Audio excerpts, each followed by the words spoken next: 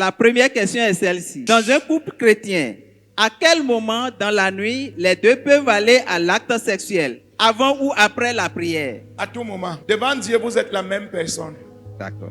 Et Ok, si une personne veut le sexe et l'autre ne veut pas, vous annulez la prière et vous ayez la relation sexuelle. Vous priez le lendemain. La deuxième question. Pourquoi la plupart des femmes mariées dans les églises deviennent un handicap pour leur mari après le mariage? J'ai suivi une fois à la LMTV un pasteur qui s'est marié à l'église et quelques années après, il y a eu de malentendus entre eux et ils ont amené cela à la télé. Non, pour qu'on puisse leur ce n'est trouver pas des parce solutions. qu'un mariage n'a pas marché que les femmes chrétiennes.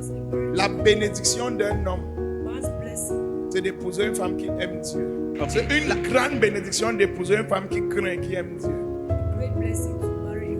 Maintenant, si ton mariage ne marche pas, ça ne veut pas dire que tous les mariages ne marchent pas.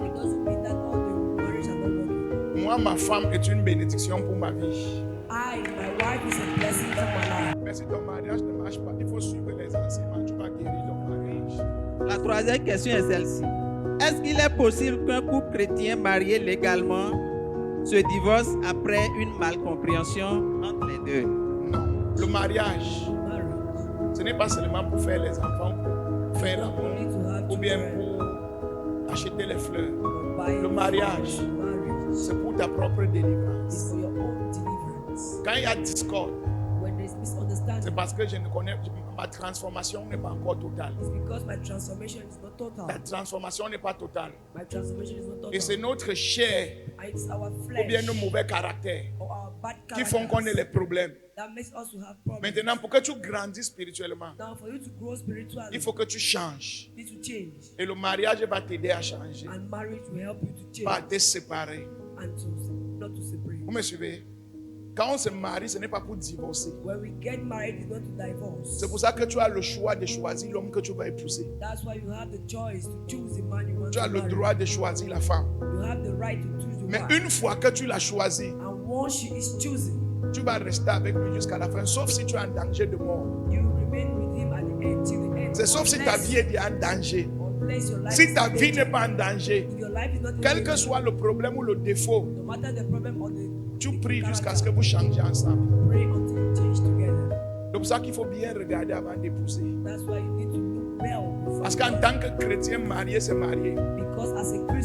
Il dit que si une femme quitte son mari et couche avec un autre homme, elle a commis l'adultère. Si un homme quitte sa femme, même s'il se sépare et qu'il se tient marié et couche avec une autre femme, il a commis l'adultère. Même si elle n'est plus là. La seule raison pour laquelle tu dois quitter une femme, un homme, sauf si la violence est là, ta vie est en danger. Parce qu'on n'a pas de vie. Mais si c'est le problème de il rentre tard, il n'écoute pas quand je le parle, elle ne s'est pas préparée, elle ne m'obéit pas, tout ça ce n'est rien, tu dois seulement supporter.